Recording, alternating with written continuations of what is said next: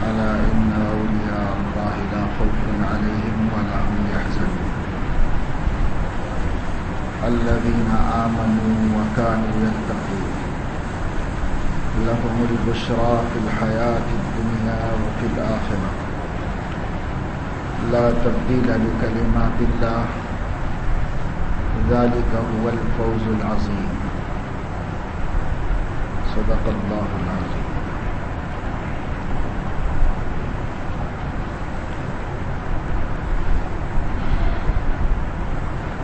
اللہ تبارک و تعالی شانہ ارشاد فرما رہے ہیں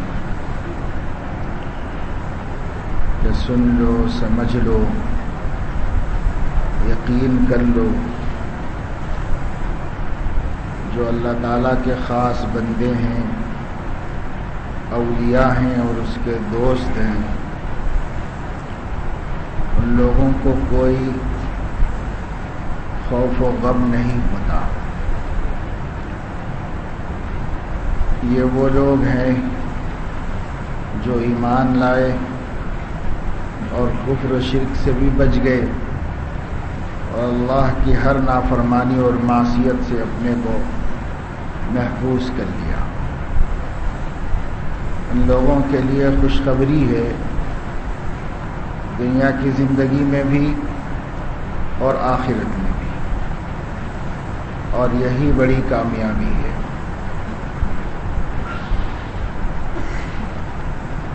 عام طور سے اس زمانے کے اندر اولیاء اللہ کو جاننے پہچاننے کا کوئی ذوق نہیں، اور بننے کا شوق تو اس سے بھی آگے کی چیز ہے کہ آدمی خود ولی اللہ بننے کی کوشش کرے۔ اس کو بند کر دو مولانا صاحب، بنا دیں۔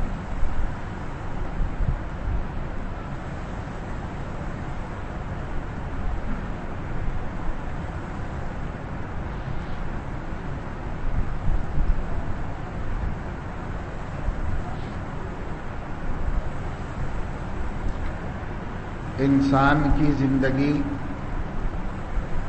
بہت مختصر سی ہے، اور اس زندگی میں اس کو اللہ تبارک و تعالی شانہ کو راضی کرنا اور خوش کرنے کی ذمہ داری ہے۔ جب تک لوگ زندگی کے مقصد کو جانتے تھے اس وقت تک انہیں اس کے پورا کرنے کا احساس ہوتا تھا اور اس کی فکر رہا کرتی تھی، اور جب سے لوگوں نے زندگی کے مقصد کو بھلا دیا، انہیں احساس ہی نہیں ہے کہ ہم کیوں پیدا ہوئے ہیں اور ہمارے پیدا ہونے کا مقصد کیا ہے، اس وقت سے یہ سب چیزیں مسلمانوں میں ختم ہو گئی۔ تقویٰ کسے کہتے ہیں، پرہیزگاری کسے کہتے ہیں، نیک انسان کون ہوتا ہے، ولایت کا کیا مطلب ہے، اور ولی اللہ بننا بھی کوئی مرتبہ ہے، مقام ہے، سعادت و شرافت کی بات ہے، یہ کوئی سوالات ہماری موجودہ زندگی میں نہیں ہے، اور اس کی طرف دھیان بھی عام مسلمانوں کو نہیں ہے۔ ہوگا دنیا میں ایک ایسا طبقہ کہیں ہوگا اور ہے، اور انشاءاللہ رہے گا۔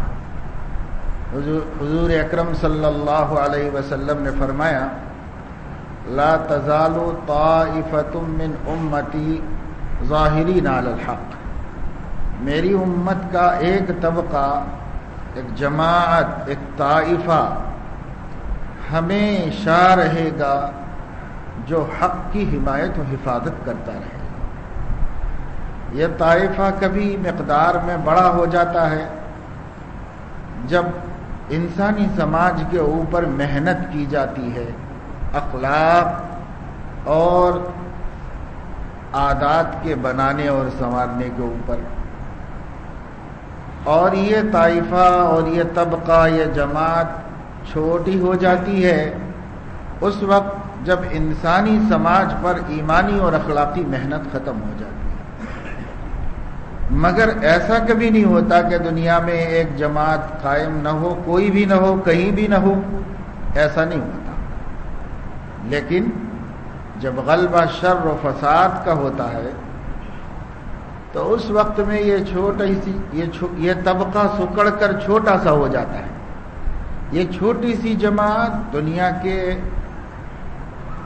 ہوشیار لوگوں، پڑھے لکھے لوگوں، قابل لوگوں، دولت مند لوگوں اور اپنے آپ کو دانشور و عقل مند سمجھنے والوں کی نظر میں دیوانوں کا ٹولہ ہو جاتا ہے. ایک ایسا طبقہ جس کو آؤٹ آف ڈیٹ کہا قرار دیا جاتا ہے. پرانے زمانے کے لوگ ہیں، پرانے خیال کے لوگ ہیں، ان کو نئے زمانے کی ہوا ہی نہیں لگی، دنیا کا پتہ ہی نہیں ہے، تو معذور، مجبور، بے وقوف، نادان لوگوں میں ان کا شمار ہوتا ہے. اور جب اس طبقے اور اس جماعت کا غلبہ ہوتا ہے اور اللہ دین کی فہم اور سمجھ عام انسانوں کو بھی عطا فرما دیتے ہیں تو اس وقت میں اکثریت اس طبقے کی ہوتی ہے.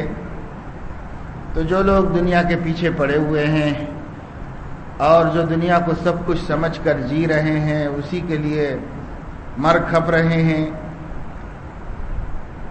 وہ لوگ ان کی نظر میں دیوانوں اور پاگلوں اور مجنونوں کا ایک ٹولہ ہو جاتا ہے. مگر ہر زمانے میں اللہ کے ایسے بندے موجود رہتے ہیں جن کا کام صرف اللہ کے دین کی حفاظت کرنا ہوتا ہے، اللہ کے دین کی حمایت کرنا ہوتا ہے.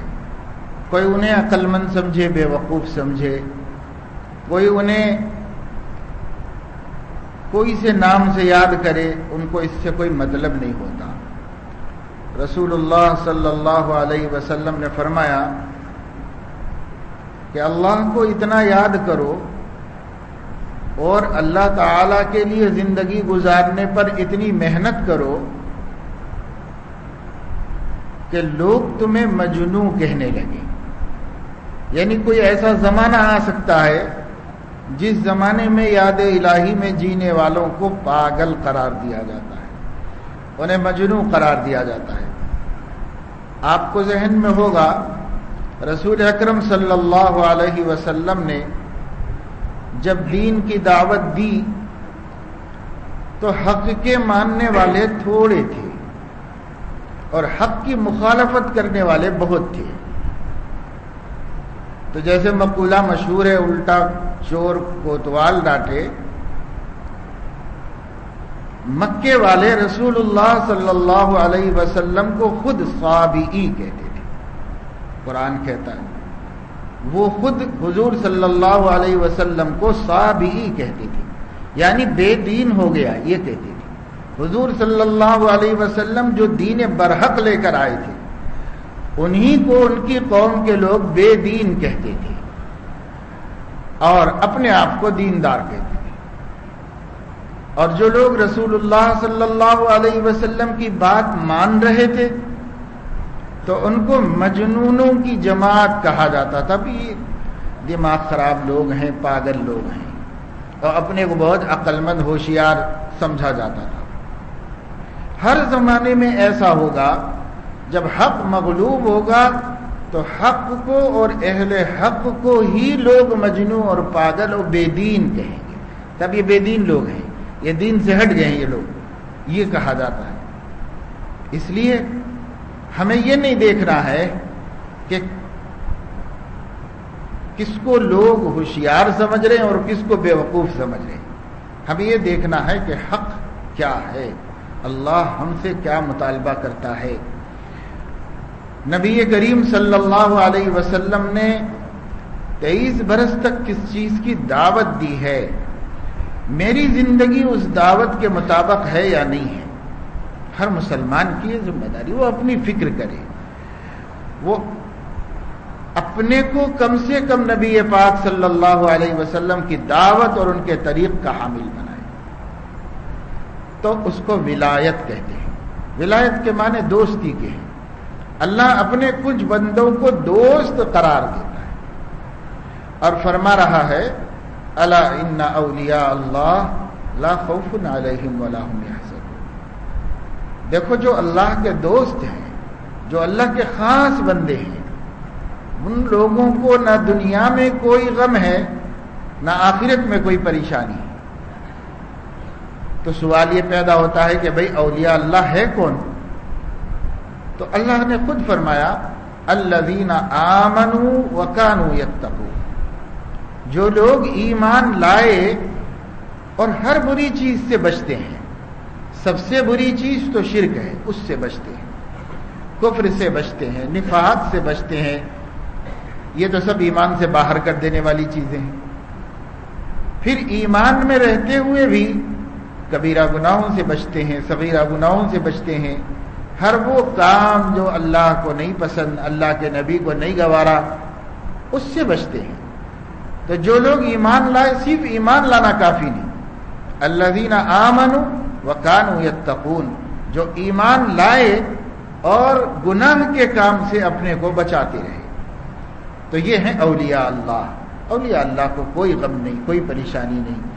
آگے اور اللہ رب العزت نے ان کی حمایت فرمائی، لہم البشریٰ فی الحیات الدنیا وفی الآخرہ، ایسے بندوں کے لیے خوشخبری ہے اس دنیا کی زندگی میں بھی اور آخرت میں بھی۔ یہاں بھی وہ چین سے ہیں اور آخرت میں بھی چین سے رہیں گے، امن سے رہیں گے، خوشی میں رہیں گے، وہاں بھی ان کو کوئی غم نہیں ہوگا۔ اس لیے کہ جب قیامت میں سب لوگ اللہ کے سامنے حاضر ہوں گے اور اللہ پاک اپنے بندوں کی حساب کتاب کے واسطے حشر میں تشریف لائے گا، تو اس وقت اللہ رب العزت پہلے یہی اعلان فرمائے گا این اولیائی، ہمارے اولیاء کہاں ہیں بھائی؟ جو ہمارے دوست ہیں، ہمارے اولیاء ہیں، وہ کہاں ہیں؟ تو پوچھا جائے گا ومن اولیاؤک، آپ کے اولیاء کون ہیں، آپ کے دوست کون ہیں؟ ان کی تعریف ہو جائے تو وہ آگے بڑھیں گے، ان کا کیا تعارف ہے؟ تو اللہ رب العزت فرمائیں گے کہ جن کو میری محبت نے اور میرے خوف نے رات کو بچھونے چھوڑ کر میرے حضور کھڑے ہونے پر مجبور کر دیا تھا، وہ میرے اولیاء ہیں۔ تو ایک جماعت محشر میں سے سامنے آئے گی جن کو زندگی میں یہ توفیق ملی تھی کہ وہ دن رات اللہ کی یاد میں مشغول رہتے تھے، اور رات کو جب دنیا ساری پڑی سوتی تھی تو وہ اٹھ کر اپنے اللہ کے سامنے لو لگاتے تھے، گڑ گڑاتے تھے، روتے تھے، ندامت کا، شرمندگی کا، نافرمانی کا احساس لے کر حاضر ہوتے تھے، معافی اور مغفرت طلب کیا کرتے تھے۔ وہ اللہ تبارک و تعالی شانہ کے خاص بندے، چھوٹی تعداد، ایک تھوڑی سی تعداد جو ہے، حضرت آپ بند کر دو وہ کام، سب آپ کی طرف متوجہ ہیں۔ قوم میں تو ہماری ایسی ہے نا، یہاں اللہ رسول کی بات ہو رہی، وہ ایک ٹیکنیشین کے ساتھ لگے ہوئے، سب کی نظریں ادھر لگی ہوئی، یہاں اللہ رسول کی بات ہو رہی، اس کو سننا نہیں۔ تو ایسا نفس شیطان ہر جگہ گھسا ہوا ہے نا، اسی لیے حضور صلی اللہ علیہ وسلم مسجد میں آ کر بھی شیطان سے پناہ مانگتے۔ مسجد میں داخل ہونے کے بعد اعوذ باللہ العظیم وبوجہہ الکریم وسلطانہ القدیم من الشیطان الرجیم، یہ حضور کا معمول تھا۔ مسجد میں داخل ہونے کے بعد کہتے تھے، اے اللہ تیری عزت کی قسم، تیرے غلبے کی قسم، تیری حکومت کا واسطہ، شیطان سے مجھے مسجد میں تو بچا لیجئے۔ مسجد میں حضور صلی اللہ علیہ وسلم اللہ سے شیطان کی پناہ مانگتے تھے مسجد میں آ کر کے، کیونکہ وہ خبیث تو یہاں بھی نہیں بیٹھنے دیتا، یہاں بھی چین سے رہنے نہیں دیتا۔ ایسے جسے ایسا لگتا ہے کہ زندگی میں کبھی اتنے بڑے مجمع نے اے سی نہیں دیکھی ہو، ایسا لگتا ہے اے سی کبھی دیکھی ہے بھائی آپ لوگوں نے؟ کہیں ایسی ہوتی ہے کہ کتنے لوگ ہوں گے جن کے گھروں میں ہوگی، لیکن یہاں اللہ کی ولایت کی بات ہو رہی ہے۔ شیطان کیوں ادھر متوجہ ہونے دے گا؟ شیطان کہے گا وہ اے سی والا کیا کر رہا، ادھر دیکھو اے سی والا کیا کر رہا۔ اور وہ ہمارے مسجد کے خادموں کو بھی پہلے سے کچھ کرنا نہیں ہے، وہ تو عین وقت پہ جب بیان ہو رہا ہو تب سب آ کے کرنا ہے، پہلے سے کچھ کرنا نہیں۔ یہ سب چیزیں تو پہلے ہونے کی، کائے کے لیے اتنی دیر لوگوں کا وقت خراب ہوتا ہے، کہاں کہاں سے آتے ہیں بیٹھتے ہیں سننے کے لیے، سننے سنانے کے وقت میں کوئی کام نہ ہو۔ یہ گرمی کچھ نہیں ہے دوستو، قرآن کہتا ہے ہم سے کاش کے لوگوں کو قبر کی گرمی کا پتہ چل جاتا، کاش کہ اس گرمی کا پتہ چل جاتا۔ یہ کیا گرمی ہم نے سیکھی ہے یورپ سے اور چرچوں سے سب سیکھ کے لائے ہیں۔ ہمارے پاس کیا ہے؟ مومن مسجد میں آ جائے تو اس سے زیادہ سکون کی کوئی جگہ نہیں ہے، اس سے زیادہ سکون کی کوئی جگہ نہیں۔ ایسی مسجد جس میں ہاتھ اٹھاتے تو چھت لگتا تھا، اللہ کا نبی، نبیوں کا امام 10 سال تک نماز پڑھاتا رہا اس میں سے، اور ساری دنیا کی سب سے بہترین طبقہ اس مسجد میں نماز پڑھتی رہی۔ جس مسجد میں بارش ہو جاتی تو سجدے کیچڑ میں رسول اللہ سجدہ فرماتے تھے۔ ہمارے لیے تو اتنی قیمتی قالینیں بھی کافی ہیں، اب اے سی بھی، کولر بھی، آواز سمجھ میں آئے نہ سمجھ میں آئے سب ہم کو ہونا چاہیے۔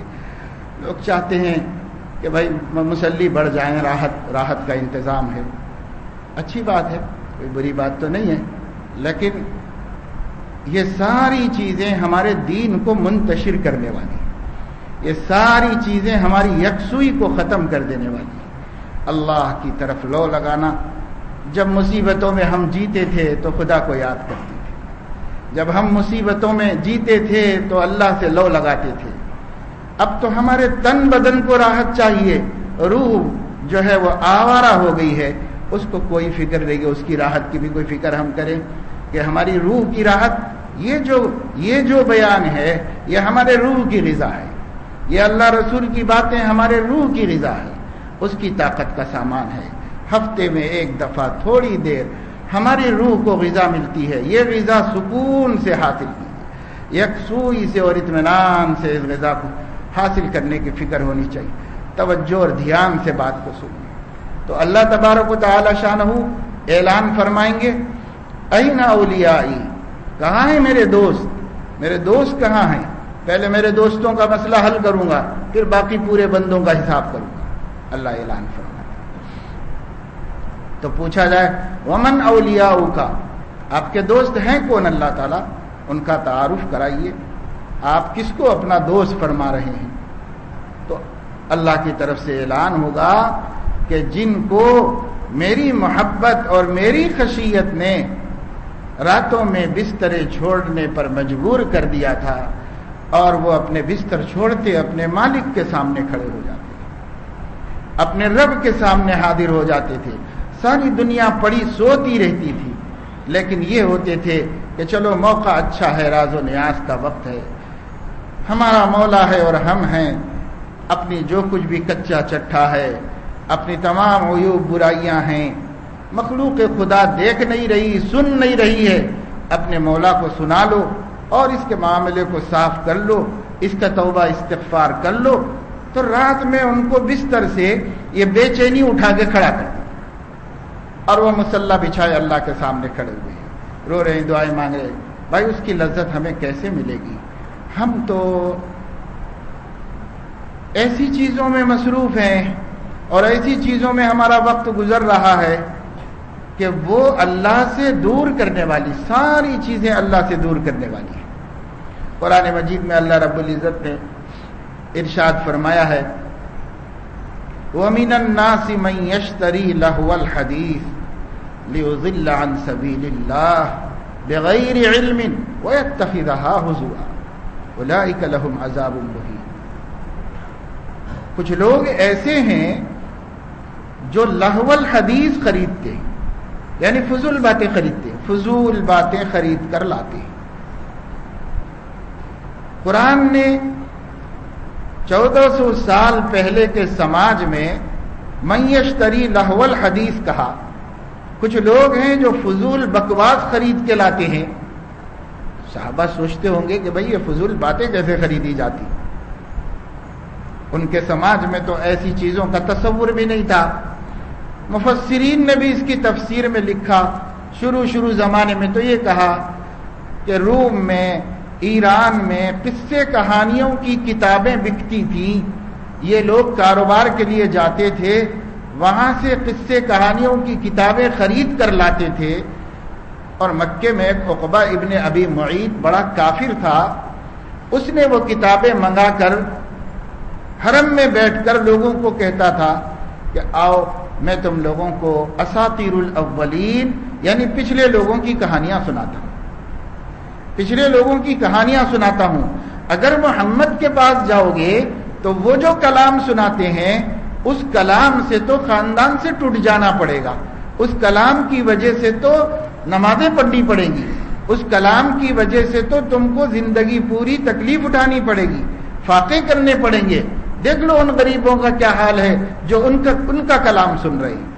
لیکن تم میرا کلام سننے آؤ، ہم تم کو چائے پانی بھی کریں گے اور یہ کہانیاں بھی سنائیں گے. اگر قصے ہی سننا ہے تو ان کے قرآن والے قصے کیوں سنتے ہو؟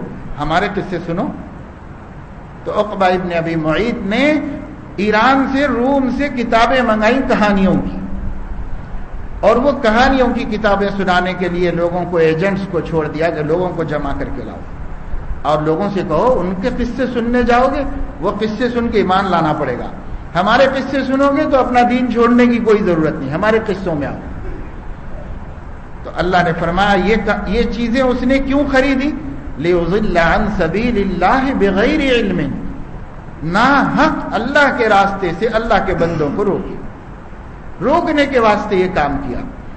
تو اس زمانے میں تو یہ ایک شخص کے واقعے کی طرف اس اللہ کے کلام کو منسوب کر کے تفسیر کر دی گئی. لیکن آج ہم جس زمانے میں ہیں، قرآن کی سچائی، زندگی اور صداقت کا ثبوت یہ ہے کہ آج کے زمانے میں لہو الحدیث ہر جگہ بیچی جا رہی ہے، ہر جگہ خریدی جا رہی ہے. ہر شخص خرید کے لا رہا ہے. یہ بکواس سی ڈیز خرید کے لائی جاتی ہیں، یہ فحش سی ڈیز خرید کر لائی جاتی ہیں. آخر پیسے دے کر خریدا تو جاتا ہے، اس کو خرید کر لاتے ہیں. یہ کیا ہے؟ لہو الحدیث ہے. اس میں دین کا کوئی فائدہ نہیں، آخرت کا کوئی فائدہ نہیں، اخلاق کا کوئی فائدہ نہیں، زندگی کا کوئی فائدہ نہیں، موت کا کوئی فائدہ نہیں، کسی چیز کا فائدہ نہیں سوائے اس کے کہ انسانی سماج کو نقصان پہنچے. اس میں کوئی فائدہ نہیں. اتنی بوگس اور فضول بات اللہ فرما رہے ہیں کہ کچھ بندے ہوں گے جن کا کام ہی لہو الحدیث خریدنا ہے، لہو الحدیث خرید کے لانا ہے. من یشتری لہو الحدیث. اور اس کا نتیجہ کیا ہے؟ اس کا نتیجہ یہ ہوگا کہ وہ اللہ کے بندوں کو اللہ کے راستے سے روکیں گے. ہم دیہاتوں میں دورے کرتے ہیں، گاؤں میں جاتے ہیں. ابھی پیر کے دن میں کچھ دیہاتوں میں تھا. کوئی گاؤں ایسا نہیں ہے جس گاؤں کے اندر ڈش اینٹینا نہ ہو، ٹی وی نہ ہو، اسٹار کیبل نہ ہو. ہر گاؤں میں ہے، ہر گاؤں میں. چاہے ابھی تک وہاں سڑکیں نہ پڑی، چاہے ابھی تک وہاں پر انسانی زندگی کی بنیادی ضرورتیں فراہم نہ ہوں، وہاں بھی گئے تو لوگ اسی میں مصروف. اب چھوٹے سے چھوٹے قریے میں، دیہات میں لوگوں کو اجتماع کے نام سے، دین کے نام سے مسجد میں جمع کرنے کے لیے کوششیں کی جائیں، گشتیں کی جائیں، محنتیں کی جائیں، تو ہوتا یہ ہے کہ کوئی ڈرامے کا وقت ہوتا ہے، کوئی سیریز چلنے کا وقت ہوتا ہے، کوئی کچھ. اب اس پر سے اٹھنے کے لیے مسلمان تیار نہیں، اس پر سے اٹھ کر مسجد آنے کے لیے تیار نہیں. لیضل عن سبیل اللہ. یہ چیزیں پیدا اس لیے کی گئی ہیں کہ اللہ کے راستے سے لوگوں کو روک. سب اللہ کے راستے سے رک رہے. جو اس میں مشغول ہے لہو الحدیث میں، وہ راہ خدا سے رک رہا ہے. وہ مسجد آنے کے لیے تیار نہیں، وہ نماز پڑھنے کے لیے تیار نہیں، وہ قرآن سیکھنے کے لیے تیار نہیں، وہ دین کی کسی محفل میں بیٹھنے کے لیے تیار نہیں. تو آپ سوچئے ایسے حالات میں، ایسے زمانے میں راتوں کو اپنا بستر چھوڑ کر مصلی پر کھڑے ہونے کی توفیق کیسے ملے گی؟ وہ تو بڑا مجاہدے کا کام ہے.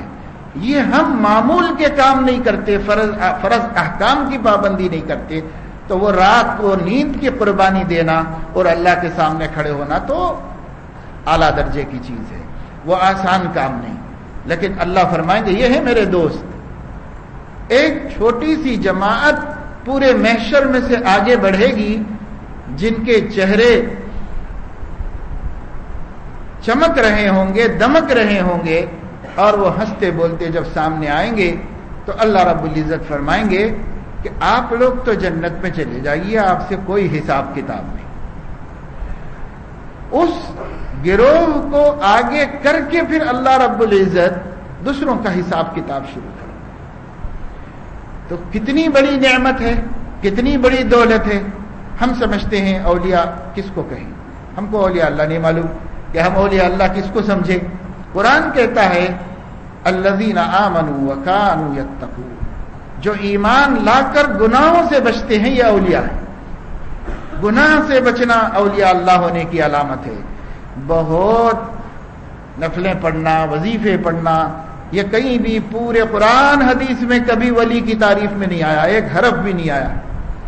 ولی کی تعریف میں ہمیشہ پورا قرآن یہ بیان کرتا ہے اور نبی کی تمام حدیثیں بیان کرتی ہیں ولی وہ ہے، ولی وہ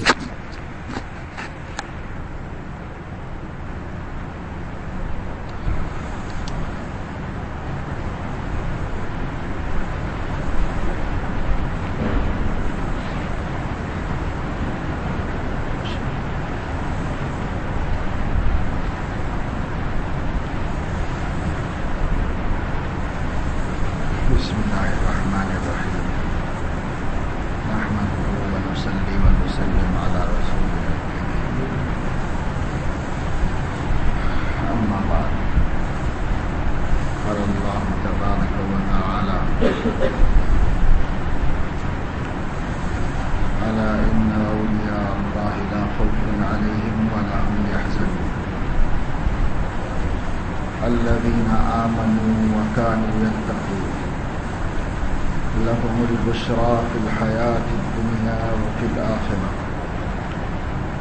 لا تبديل لكلمات الله ذلك هو الفوز العظيم. صدق الله العظيم.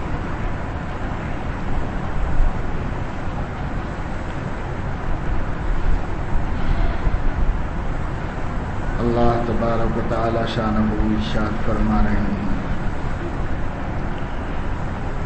کہ سن لو، سمجھ لو، یقین کر لو، جو اللہ تعالیٰ کے خاص بندے ہیں، اولیاء ہیں اور اس کے دوست ہیں، ان لوگوں کو کوئی خوف و غم نہیں ہوتا. یہ وہ لوگ ہیں جو ایمان لائے اور کفر و شرک سے بھی بچ گئے اور اللہ کی ہر نافرمانی اور معصیت سے اپنے کو محفوظ کر لیا. ان لوگوں کے لیے خوشخبری ہے دنیا کی زندگی میں بھی اور آخرت میں بھی، اور یہی بڑی کامیابی ہے.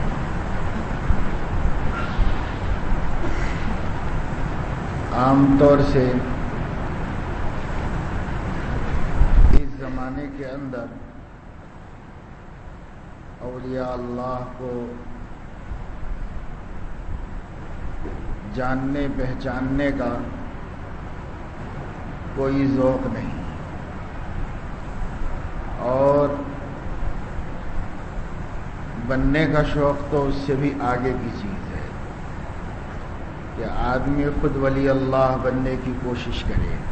اس کو بند کر دو مولانا صاحب بنا لیں.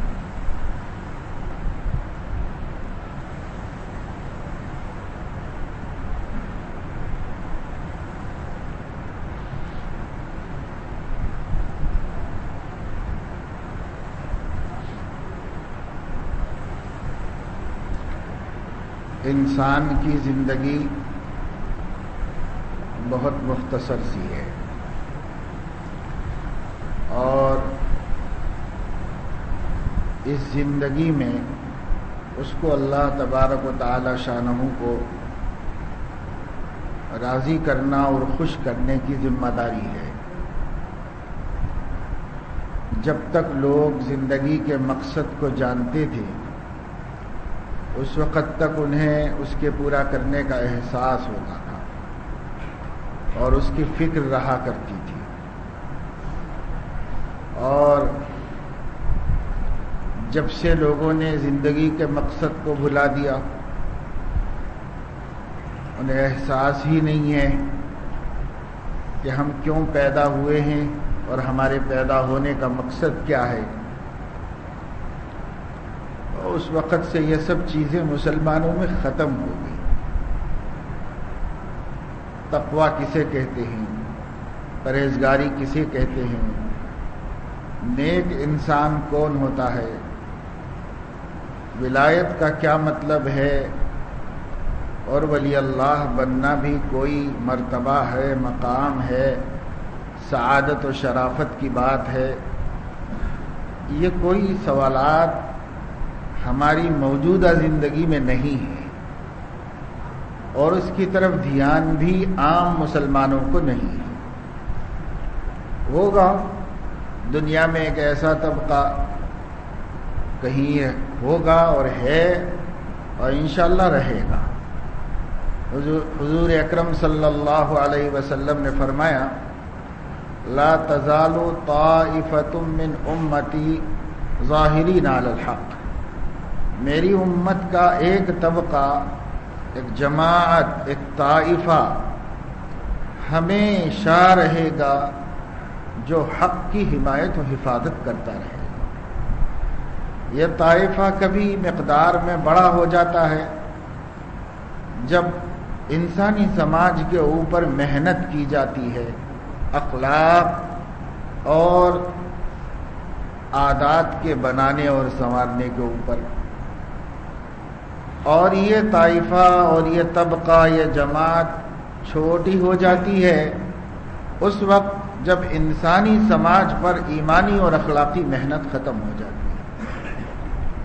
مگر ایسا کبھی نہیں ہوتا کہ دنیا میں ایک جماعت قائم نہ ہو، کوئی بھی نہ ہو، کہیں بھی نہ ہو، ایسا نہیں ہوتا۔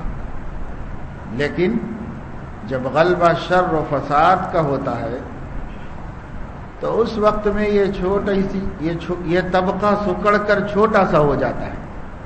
یہ چھوٹی سی جماعت دنیا کے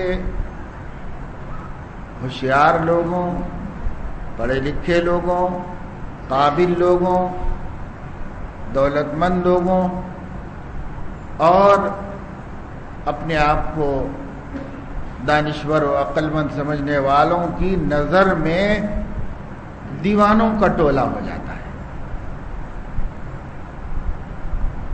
ایک ایسا طبقہ جس کو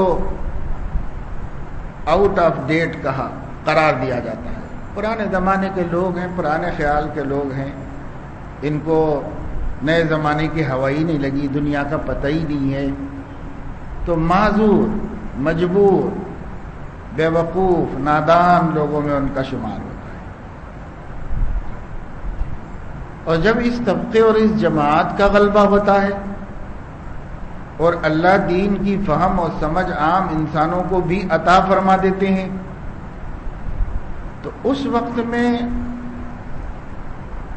اکثریت اس طبقے کی ہوتی ہے، تو جو لوگ دنیا کے پیچھے پڑے ہوئے ہیں اور جو دنیا کو سب کچھ سمجھ کر جی رہے ہیں، اسی کے لیے مر کھپ رہے ہیں، وہ لوگ ان کی نظر میں دیوانوں اور پاگلوں اور مجنونوں کا ایک ٹولہ ہو جاتا ہے۔ مگر ہر زمانے میں اللہ کے ایسے بندے موجود رہتے ہیں جن کا کام صرف اللہ کے دین کی حفاظت کرنا ہوتا ہے، اللہ کے دین کی حمایت کرنا ہوتا ہے۔ کوئی انہیں عقل مند سمجھے، بے وقوف سمجھے، کوئی انہیں کوئی سے نام سے یاد کرے، ان کو اس سے کوئی مطلب نہیں ہوتا۔ رسول اللہ صلی اللہ علیہ وسلم نے فرمایا کہ اللہ کو اتنا یاد کرو اور اللہ تعالیٰ کے لیے زندگی گزارنے پر اتنی محنت کرو کہ لوگ تمہیں مجنوں کہنے لگے. یعنی کوئی ایسا زمانہ آ سکتا ہے جس زمانے میں یاد الہی میں جینے والوں کو پاگل قرار دیا جاتا ہے, انہیں مجنوں قرار دیا جاتا ہے. آپ کو ذہن میں ہوگا رسول اکرم صلی اللہ علیہ وسلم نے جب دین کی دعوت دی تو حق کے ماننے والے تھوڑے تھے اور حق کی مخالفت کرنے والے بہت تھے. تو جیسے مقولہ مشہور ہے, الٹا چور کوتوال ڈانٹے, مکے والے رسول اللہ صلی اللہ علیہ وسلم کو خود صابئی کہتے تھے. قرآن کہتا ہے وہ خود حضور صلی اللہ علیہ وسلم کو صابئی کہتے تھے, یعنی بے دین ہو گیا یہ کہتے تھے. حضور صلی اللہ علیہ وسلم جو دین برحق لے کر آئے تھے انہی کو ان کی قوم کے لوگ بے دین کہتے تھے اور اپنے آپ کو دیندار کہتے تھے.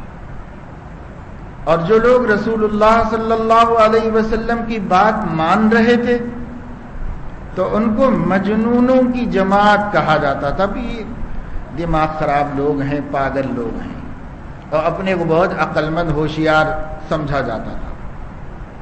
ہر زمانے میں ایسا ہوگا جب حق مغلوب ہوگا تو حق کو اور اہل حق کو ہی لوگ مجنون اور پاگل اور بے دین کہیں گے. تب یہ بے دین لوگ ہیں, یہ دین سے ہٹ گئے ہیں یہ لوگ, یہ کہا جاتا ہے. اس لیے ہمیں یہ نہیں دیکھنا ہے کہ کس کو لوگ ہوشیار سمجھ رہے ہیں اور کس کو بے وقوف سمجھ رہے ہیں. ہمیں یہ دیکھنا ہے کہ حق کیا ہے, اللہ ہم سے کیا مطالبہ کرتا ہے. نبی کریم صلی اللہ علیہ وسلم نے 23 برس تک کس چیز کی دعوت دی ہے, میری زندگی اس دعوت کے مطابق ہے یا نہیں ہے.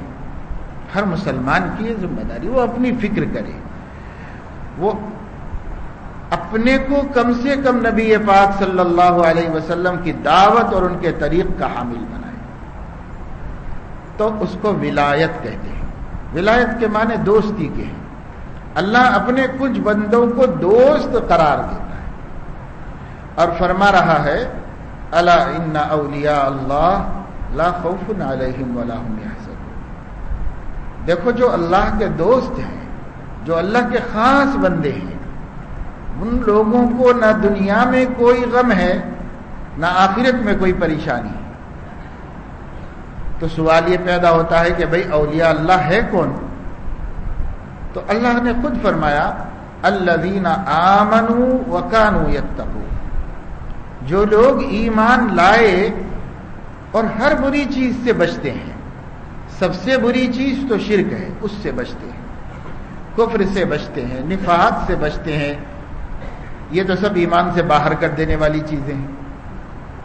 پھر ایمان میں رہتے ہوئے بھی کبیرہ گناہوں سے بچتے ہیں, صغیرہ گناہوں سے بچتے ہیں. ہر وہ کام جو اللہ کو نہیں پسند, اللہ کے نبی کو نہیں گوارا, اس سے بچتے ہیں. تو جو لوگ ایمان لائے, صرف ایمان لانا کافی نہیں. الذین آمنوا وکانوا یتقون, جو ایمان لائے اور گناہ کے کام سے اپنے کو بچاتے رہے. تو یہ ہیں اولیاء اللہ. اولیاء اللہ کو کوئی غم نہیں, کوئی پریشانی نہیں. آگے اور اللہ رب العزت نے ان کی حمایت فرمائی لہم البشرا فی الحیات الدنیا وفی الآخرہ. ایسے بندوں کے لیے خوشخبری ہے اس دنیا کی زندگی میں بھی اور آخرت میں بھی. یہاں بھی وہ چین سے ہیں اور آخرت میں بھی چین سے رہیں گے, امن سے رہیں گے, خوشی میں رہیں گے. وہاں بھی ان کو کوئی غم نہیں ہوگا. اس لیے کہ جب قیامت میں سب لوگ اللہ کے سامنے حاضر ہوں گے اور اللہ پاک اپنے بندوں کی حساب کتاب کے واسطے حشر میں تشریف لائے گا, تو اس وقت اللہ رب العزت پہلے یہی اعلان فرمائے گا این اولیائی, ہمارے اولیاء کہاں ہیں بھائی؟ جو ہمارے دوست ہیں, ہمارے اولیاء ہیں, وہ کہاں ہیں؟ تو پوچھا جائے گا ومن اولیاء کا, آپ کے اولیاء کون ہیں؟ آپ کے دوست کون ہیں ان کی تعریف ہو جائے تو وہ آگے بڑھیں گے. ان کا کیا تعارف ہے؟ تو اللہ رب العزت فرمائیں گے کہ جن کو میری محبت نے اور میرے خوف نے رات کو بچھونے چھوڑ کر میرے حضور کھڑے ہونے پر مجبور کر دیا تھا، وہ میرے اولیاء ہیں. تو ایک جماعت محشر میں سے سامنے آئے گی جن کو زندگی میں یہ توفیق ملی تھی کہ وہ دن رات اللہ کی یاد میں مشغول رہتے تھے، اور رات کو جب دنیا ساری پڑی سوتی تھی تو وہ اٹھ کر اپنے اللہ کے سامنے لو لگاتے تھے، گڑ گڑاتے تھے، روتے تھے، ندامت کا، شرمندگی کا، نافرمانی کا احساس لے کر حاضر ہوتے تھے، معافی اور مغفرت طلب کیا کرتے تھے. وہ اللہ تبارک و تعالی شانہ کے خاص بندے، چھوٹی تعداد، ایک تھوڑی سی تعداد جو ہے، حضرت آپ بند کر دو وہ کام، سب آپ کی طرف متوجہ ہیں. قوم تو ہماری ایسی ہے نا، یہاں اللہ رسول کی بات ہو رہی، وہ ایک ٹیکنیشین کے ساتھ لگے ہوئے، سب کی نظریں ادھر لگی ہوئی. یہاں اللہ رسول کی بات ہو رہی، اس کو سننا نہیں. تو ایسا نفس شیطان ہر جگہ گھسا ہوا ہے نا. اسی لیے حضور صلی اللہ علیہ وسلم مسجد میں آ کر بھی شیطان سے پناہ مانگتے. مسجد میں داخل ہونے کے بعد اعوذ باللہ العظیم وبوجہہ الکریم وسلطانہ القدیم من الشیطان الرجیم. یہ حضور کا معمول تھا. مسجد میں داخل ہونے کے بعد کہتے تھے، اے اللہ تیری عزت کی قسم، تیرے غلبے کی قسم، تیری حکومت کا واسطہ، شیطان سے مجھے مسجد میں تو بچا لیجئے. مسجد میں حضور صلی اللہ علیہ وسلم اللہ سے شیطان کی پناہ مانگتے تھے مسجد میں آ کر کے، کیونکہ وہ خبیث تو یہاں بھی نہیں بیٹھنے دیتا، یہاں بھی چین سے رہنے نہیں دیتا. جسے ایسا لگتا ہے کہ زندگی میں کبھی اتنے بڑے مجمع نے اے سی نہیں دیکھی ہو. ایسا لگتا ہے اے سی کبھی دیکھی ہے بھائی آپ لوگوں نے؟ کہیں ایسی ہوتی ہے کہ کتنے لوگ ہوں گے جن کے گھروں میں ہوگی. لیکن یہاں اللہ کی ولایت کی بات ہو رہی ہے. شیطان کیوں ادھر متوجہ ہونے دے گا؟ شیطان کہے گا وہ اے سی والا کیا کر رہا، ادھر دیکھو اے سی والا کیا کر رہا. اور وہ ہمارے مسجد کے خادموں کو بھی پہلے سے کچھ کرنا نہیں ہے، وہ تو عین وقت پہ جب بیان ہو رہا ہو تب سب آ کے کرنا ہے، پہلے سے کچھ کرنا نہیں. یہ سب چیزیں تو پہلے ہونے کی، کائے کے لیے اتنی دیر لوگوں کا وقت خراب ہوتا ہے، کہاں کہاں سے آتے ہیں، بیٹھتے ہیں سننے کے لیے. سننے سنانے کے وقت میں کوئی کام نہ ہو. یہ گرمی کچھ نہیں ہے دوستو. قرآن کہتا ہے ہم سے، کاش کے لوگوں کو قبر کی گرمی کا پتہ چل جاتا، کاش کہ اس گرمی کا پتہ چل جاتا. یہ کیا گرمی ہم نے سیکھی ہے یورپ سے اور چرچوں سے سب سیکھ کے لائے ہیں. ہمارے پاس کیا ہے؟ مومن مسجد میں آ جائے تو اس سے زیادہ سکون کی کوئی جگہ نہیں ہے، اس سے زیادہ سکون کی کوئی جگہ نہیں. ایسی مسجد جس میں ہاتھ اٹھاتے تو چھت لگتا تھا، اللہ کا نبی، نبیوں کا امام 10 سال تک نماز پڑھاتا رہا اس میں سے، اور ساری دنیا کی سب سے بہترین طبقہ اس مسجد میں نماز پڑھتی رہی. جس مسجد میں بارش ہو جاتی تو سجدے کیچڑ میں رسول اللہ سجدہ فرماتے تھے. ہمارے لیے تو اتنی قیمتی قالینیں بھی کافی ہیں، اب اے سی بھی، کولر بھی، آواز سمجھ میں آئے نہ سمجھ میں آئے سب ہم کو ہونا چاہیے. لوگ چاہتے ہیں کہ بھائی مصلی بڑھ جائیں، راحت کا انتظام ہے. اچھی بات ہے، کوئی بری بات تو نہیں ہے، لیکن یہ ساری چیزیں ہمارے دین کو منتشر کرنے والی ہیں، یہ ساری چیزیں ہماری یکسوئی کو ختم کر دینے والی ہیں. اللہ کی طرف لو لگانا. جب مصیبتوں میں ہم جیتے تھے تو خدا کو یاد کرتے تھے، جب ہم مصیبتوں میں جیتے تھے تو اللہ سے لو لگاتے تھے. اب تو ہمارے تن بدن کو راحت چاہیے، روح جو ہے وہ آوارہ ہو گئی ہے، اس کو کوئی فکر نہیں ہے، اس کی راحت کی بھی کوئی فکر ہم کریں کہ ہماری روح کی راحت. یہ جو بیان ہے یہ ہمارے روح کی غذا ہے، یہ اللہ رسول کی باتیں ہمارے روح کی غذا ہے، اس کی طاقت کا سامان ہے.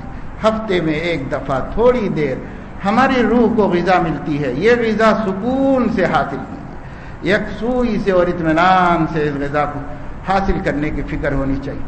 توجہ اور دھیان سے بات کو سنیے.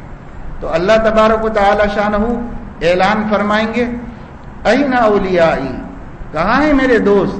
میرے دوست کہاں ہیں؟ پہلے میرے دوستوں کا مسئلہ حل کروں گا، پھر باقی پورے بندوں کا حساب کروں گا. اللہ اعلان فرمائے تو پوچھا جائے ومن اولیاؤک، آپ کے دوست ہیں کون اللہ تعالیٰ، ان کا تعارف کرائیے، آپ کس کو اپنا دوست فرما رہے ہیں؟ تو اللہ کی طرف سے اعلان ہوگا کہ جن کو میری محبت اور میری خشیت نے راتوں میں بستر چھوڑنے پر مجبور کر دیا تھا، اور وہ اپنے بستر چھوڑتے اپنے مالک کے سامنے کھڑے ہو جاتے تھے، اپنے رب کے سامنے حاضر ہو جاتے تھے۔ ساری دنیا پڑی سوتی رہتی تھی، لیکن یہ ہوتے تھے کہ چلو موقع اچھا ہے، راز و نیاز کا وقت ہے، ہمارا مولا ہے اور ہم ہیں، اپنی جو کچھ بھی کچا چٹھا ہے، اپنی تمام عیوب برائیاں ہیں، مخلوق خدا دیکھ نہیں رہی، سن نہیں رہی ہے، اپنے مولا کو سنا لو اور اس کے معاملے کو صاف کر لو، اس کا توبہ استغفار کر لو۔ تو رات میں ان کو بستر سے یہ بے چینی اٹھا کے کھڑا کر دیا، اور وہ مصلی بچھائے اللہ کے سامنے کھڑے ہوئے ہیں، رو رہے ہیں، دعائیں مانگ رہے ہیں۔ بھائی اس کی لذت ہمیں کیسے ملے گی؟ ہم تو ایسی چیزوں میں مصروف ہیں اور ایسی چیزوں میں ہمارا وقت گزر رہا ہے کہ وہ اللہ سے دور کرنے والی، ساری چیزیں اللہ سے دور کرنے والی ہیں۔ قرآن مجید میں اللہ رب العزت نے ارشاد فرمایا ہے وَمِنَ النَّاسِ مَن يَشْتَرِي لَهْوَ الْحَدِيثِ لِيُضِلَّ عَن سَبِيلِ اللَّهِ بِغَيْرِ عِلْمٍ وَيَتَّخِذَهَا هُزُوًا أُولَٰئِكَ لَهُمْ عَذَابٌ مُّهِينٌ۔ کچھ لوگ ایسے ہیں جو لہو الحدیث خریدتے ہیں، یعنی فضول باتیں خریدتے ہیں، فضول باتیں خرید کر لاتے ہیں۔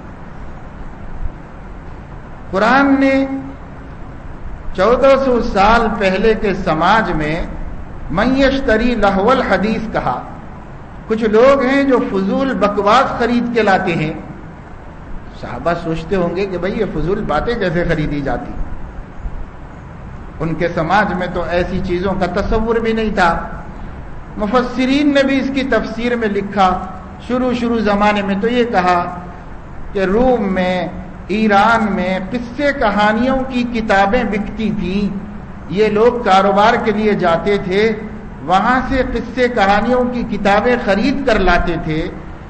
اور مکے میں ایک عقبہ ابن ابی معیط بڑا کافر تھا، اس نے وہ کتابیں منگا کر حرم میں بیٹھ کر لوگوں کو کہتا تھا کہ آؤ میں تم لوگوں کو اساطیر الاولین یعنی پچھلے لوگوں کی کہانیاں سناتا ہوں، پچھلے لوگوں کی کہانیاں سناتا ہوں۔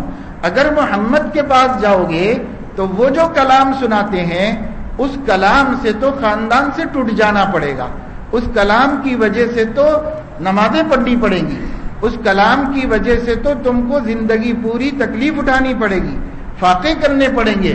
دیکھ لو ان غریبوں کا کیا حال ہے جو ان کا کلام سن رہے ہیں، لیکن تم میرا کلام سننے آؤ، ہم تم کو چائے پانی بھی کریں گے اور یہ کہانیاں بھی سنائیں گے۔ اگر قصے ہی سننا ہے تو ان کے قرآن والے قصے کیوں سنتے ہو؟ ہمارے قصے سنو۔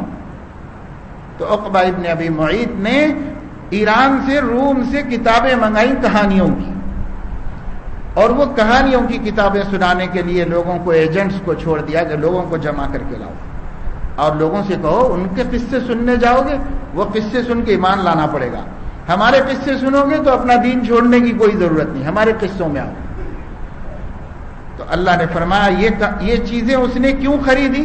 لِيُضِلَّ عَن سَبِيلِ اللَّهِ بِغَيْرِ عِلْمٍ، نا حق اللہ کے راستے سے اللہ کے بندوں کو روکنے کے واسطے یہ کام کیا۔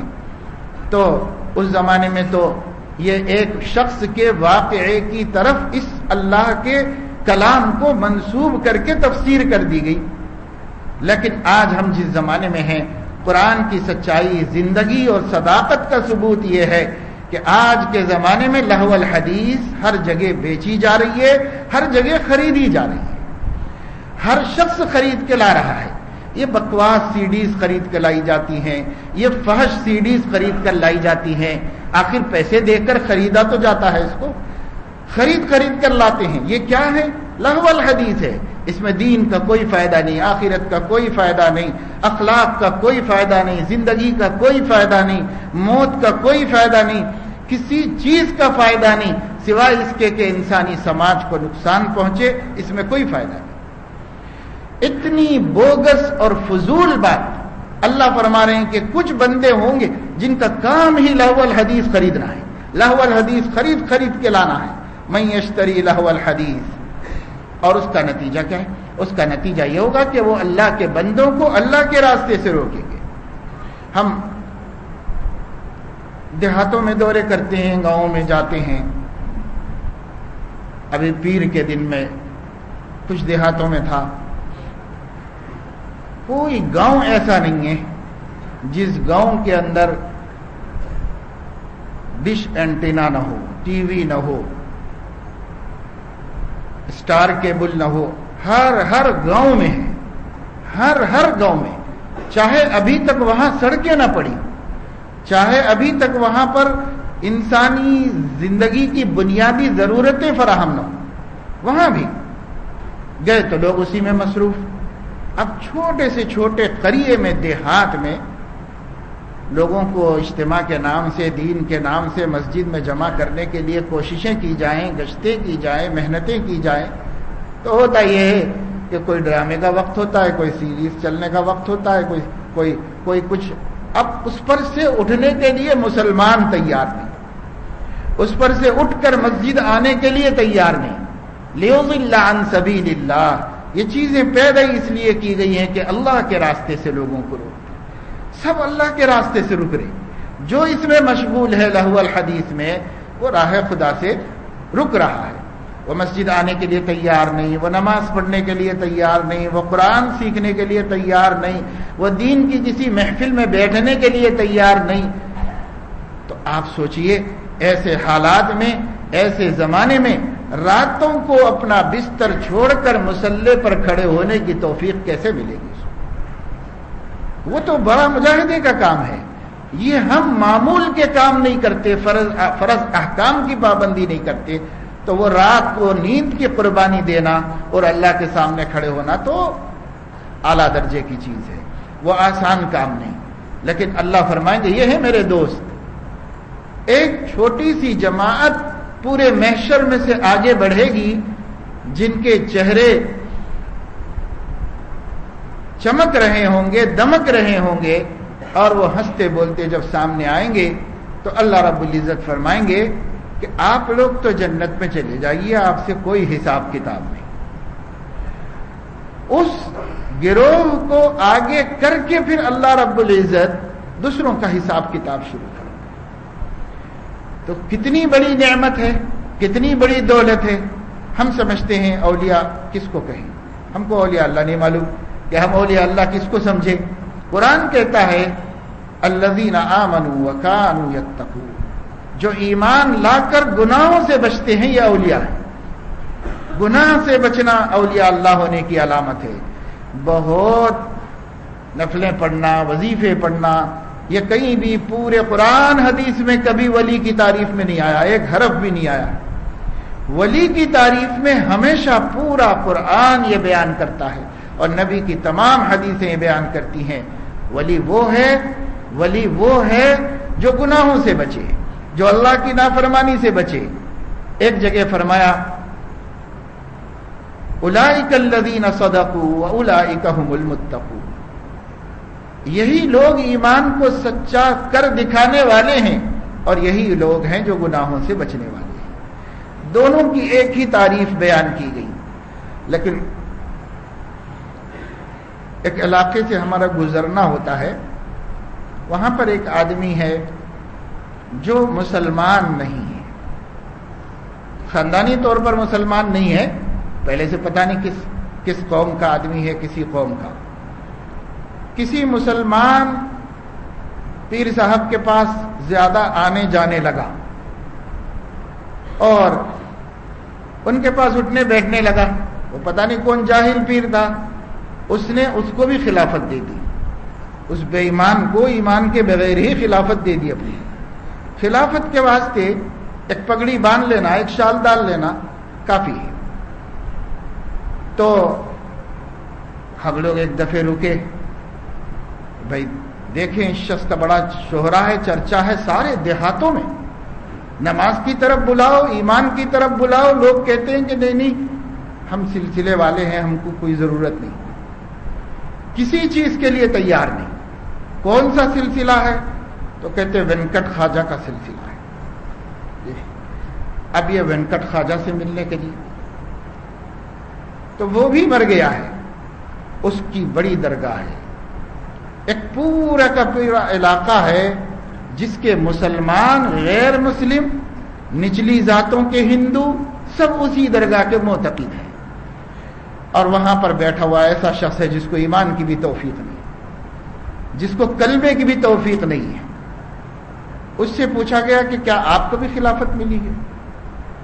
تو غصے میں آ گیا، کہنے لگا کہ آپ کو نہیں نظر آ رہی پگڑی، پھر کیوں پوچھ رہے ہیں آپ؟ تو معلوم ہوا کہ اس بیچارے بے ایمان کو اتنا معلوم تھا کہ پگڑی باندھ لے وہ بھی ولی اللہ ہے.